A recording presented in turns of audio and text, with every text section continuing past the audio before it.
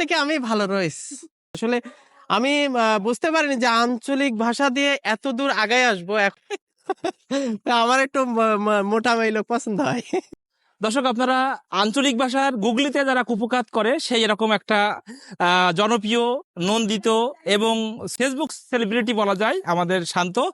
বর্ণ দিয়ে যে জয় করা যায় মানুষের মন, সেটা কি প্রতিদিনই নতুন নতুন ভিডিওর মাধ্যমে এটা কিন্তু তার মেধা বিকাশিত করে চলেছে। আমরা তাকে আজকে সাগরদাড়িতে পেয়েছি। আসলে আমি আমার ছোট্ট মেধা দিয়ে যেটুকু যা পারিনি এখন পর্যন্ত, তার থেকে বেশি এগিয়ে গেছে।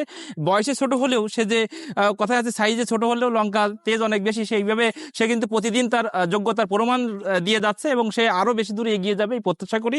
আজকে আমি পেয়েছি শান্তকে। আসলে প্রথমে একটু আঞ্চলিক ভাষা দিয়ে পরিচয়টা, কেমন আছে শান্ত?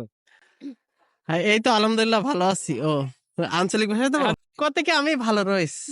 আমরা এর আগে দেখেছি সাতক্ষীরা ইয়ারাব ভাই এবং সাতক্ষীরা শান্ত, এরা কিন্তু এই ভাষার পরে অনেকটা অনেক সুন্দর মানে রপ্ত করেছে ভাষা। এটা কিভাবে সম্ভব হলো? আসলে আমাদের সাতক্ষীরায় অনেকে এই আঞ্চলিক ভাষায় কন্টেন্ট বানায়, তো আমি চেষ্টা করি তাদের থেকে আরো আঞ্চলিক, মানে তারা যায় একটা দুইটা যশোরের ভাষা ঢোকায় আমাদের ওর ভিতরে, কিন্তু আমি তার থেকে একেবারে গ্রামের যে আঞ্চলিক ভাষাটা সেটা করার চেষ্টা করি, আর অনেক কষ্ট করে শিখছি এটা। কিভাবে প্রথম শুরু হলো কিভাবে? আমাদের সাতক্ষীরা আঞ্চলিক কন্টেন্ট করতো আঞ্চলিক ভাষায় ইয়াসিন আরাফাত ভাই, ওনার কন্টেন্ট দেখেই আমি মনে করলাম যে ওনার থেকে আমার ভালো কিছু করা লাগবে, এইভাবে আর কি। আমরা দেখেছি ইয়াসিন আরাফাত ভাই যে ভিডিওগুলো ব্যবহার করতে হলো দেশের বাইরের, আর আপনি একেবারে অর্গানিক এবং আপনার সঙ্গে একজন মুঠামতো একজন ওনার নামটা যদি ওনার নাম ওজিয়ার। হ্যাঁ, ও আমার বাসার পাশেই বাসা।